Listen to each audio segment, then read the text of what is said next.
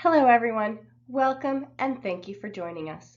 I'm Dr. Jeanette Morgan and I'm with the Psychological and Educational Assessment Center located in Newport Beach, California. For more information about us, we've provided a link below. This video continues our look at the Patterns of Strengths and Weaknesses method for specific learning disability eligibility decisions. In our first video on this topic, my colleague Brenda Tran provided a broad overview of what it is and how it works. This video presentation explores what researchers have found about SLD identification decisions overall and particularly with PSW. The objective of this presentation is to review what the literature says about SLD identification and specifically about the PSW model. We will then discuss what this means for practice. Before we start, let me tell you about my method for this literature review. I utilized a local university's online library and searched for empirical studies related to SLD identification and PSW released in the last 5 years. Because the results I obtained were all drawing similar conclusions, I expanded my search to include meta-analytical reviews conducted in the last 15 years and did not find any, nor did I find any empirical studies resulting in an alternate conclusion. Samuel Kirk coined the term specific learning disability in 1962 as a way to describe unexpectedly underachieving students. This description is intended to differentiate these students from children who also struggle with learning, but experience general difficulties in grasping concepts at the same rate as peers, otherwise known as the slow learners. In 1983, he conceptualized SLD as a discrepancy between a child's capacity to learn and his achievement. Okay, makes sense, and the concept has support.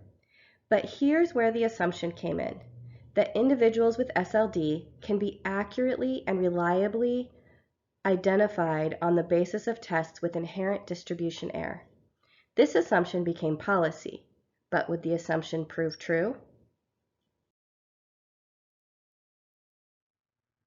Unfortunately, it did not. Researchers found that this method of classifying SLD is not reliable, as demonstrated in a 2005 study by Francis and colleagues, and with continued support by Stubing and colleagues in 2012. So finally, in the 2006 IDEA regulations, the U.S. Office of Education stated, "The department does not believe that an assessment of psychological or cognitive processing should be required in determining whether a child has an SLD. There is no current evidence that such assessments are necessary or sufficient for identifying SLD. Further, in many cases, these assessments have not been used to make appropriate intervention decisions." That recognition by the federal government that the accepted current method was flawed led to RTI and PSW. I'll touch on RTI, but our focus today is going to be on the PSW approach to identification. Let's start by taking a look at the common claims made by proponents of PSW as shared with my colleague Brenda Tran in the trainings on PSW that she attended. Let's see if the evidence supports any of these claims. Although I'm not going to spend any time on that sixth claim about the meetings being more positive, because in my opinion, that would not be a good enough reason to adopt any method. The assumption that PSW provides a system for ruling out slow learners is a claim of diagnostic validity, and as you will see, the evidence does not support it. Let's look at Taylor and colleagues' 2017 study. Their study investigated how generalizable are SLD identification decisions across different selections of assessments, and what are the upper limits of agreement for distinct test batteries applying concordance-discordance method criteria. And what they found was minor differences in the test battery used by the diagnostician would change the child's classification. Therefore, they concluded these results are consistent with previous studies demonstrating that the application of strict cut points to continuous data results in inherently unstable groups, particularly when the cut point is applied to a distribution of differences for two measures, as the CDM prescribes. PSW methods, like the CDM, are unlikely to resolve persistent reliability problems associated with the SLD identification process. Michiak and colleagues' 2015 study narrowed their focus to the impact of the achievement test selected.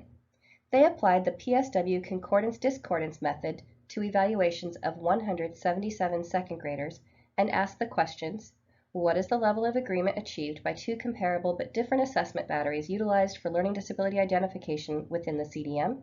And what is the level of agreement achieved by the two assessment batteries on the academic domain of eligibility for learning disabilities? They found simply changing highly correlated achievement tests and holding the cognitive assessments constant led to low agreement in individual decisions.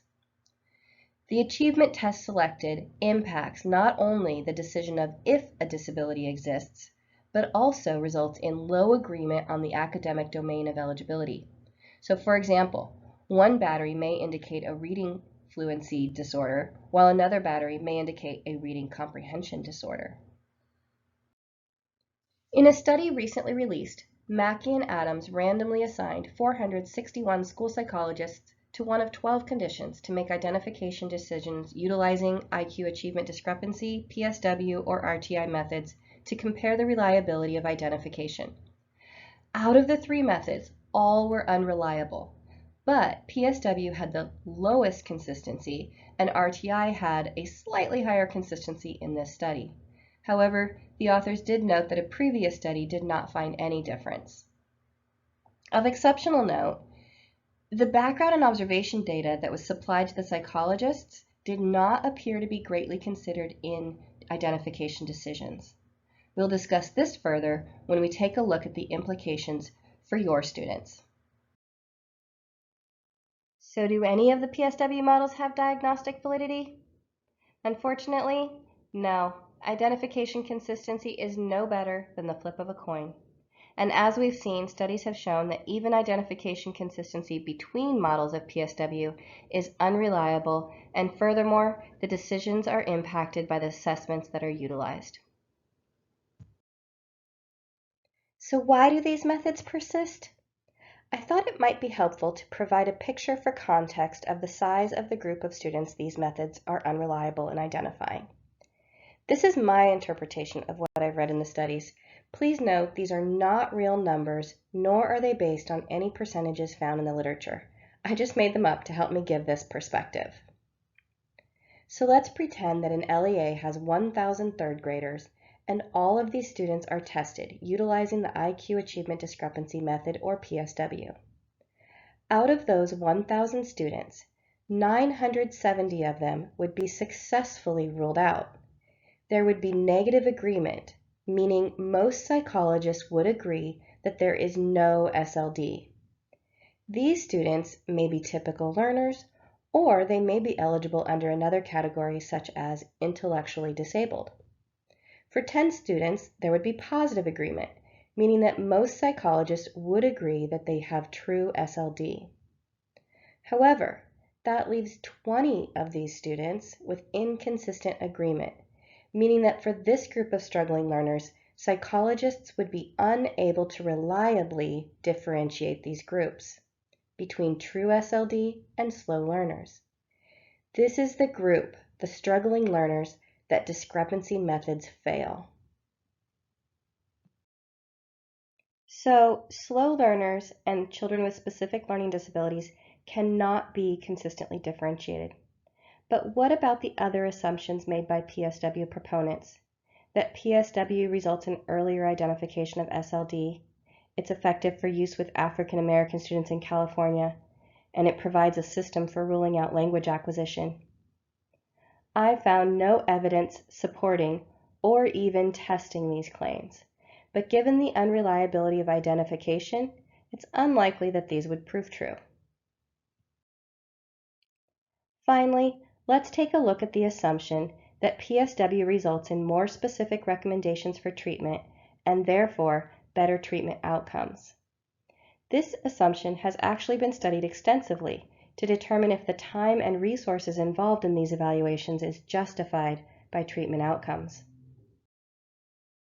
A meta-analysis of intervention studies conducted by Stubing and colleagues found that cognitive measures only accounted for 1 to 2% of the unique variance in growth during intervention when baseline reading skills were included. They concluded that neither IQ nor other baseline cognitive characteristics are robust predictors of intervention response. They stated, overall, the evidence that assessments of specific cognitive skills have a major value-added effect beyond the assessment of baseline reading skills is not compelling because all the effects are small. Because the goal of reading intervention is to improve reading, assessment of the baseline learning characteristics involving reading, for example, the pretest or assessment of initial status, may be sufficient.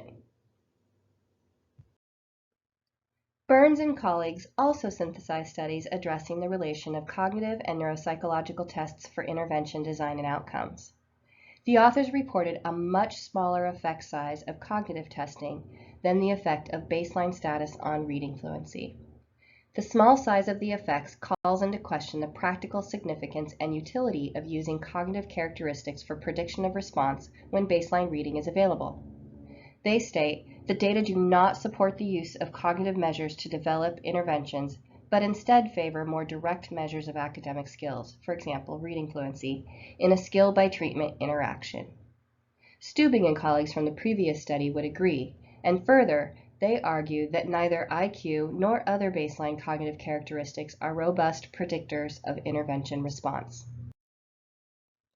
Michiak and colleagues examined this same concept specifically related to PSW evaluations. Given that we know diagnostic validity is poor, Michiak and colleagues stated justification for the models could only derive from improved prediction of treatment response or improved treatment. To our knowledge, there is no peer-reviewed study that demonstrates that the application of PSW methods achieves either of these goals. So they decided to study this, and they conducted a study involving 203 fourth graders with low reading comprehension. They were administered psychoeducational assessments and cross-battery methods were applied to answer the question, does the PSW cognitive assessment contribute meaningful predictive information about who will and will not respond to intervention or provide a clear direction for tailoring the intervention to the student's cognitive strengths and weaknesses. They were then grouped according to status, LD or not LD, to determine if their group status was associated with differential treatment response to an intensive reading intervention. The results? No statistically significant or educationally meaningful improvement in prediction. These results do not support the value of cognitive assessments utilized in this way as part of the identification or intervention recommendation process. What are the implications of these findings for practice? Well, to date, empirical substantiation for the PSW methods as a whole is lacking, and implementation of this practice is unwarranted, and identification decisions are suspect. But that's true for all current methods, because fundamentally they are all built on a foundation of erroneous assumptions. Whatever method is chosen, it must be accomplished in context of a comprehensive evaluation with multiple sources of information and no hard cutoffs, with a thorough consideration of what the aggregate data show. Furthermore, there should be a heavier reliance on measures of academic skills in making these decisions.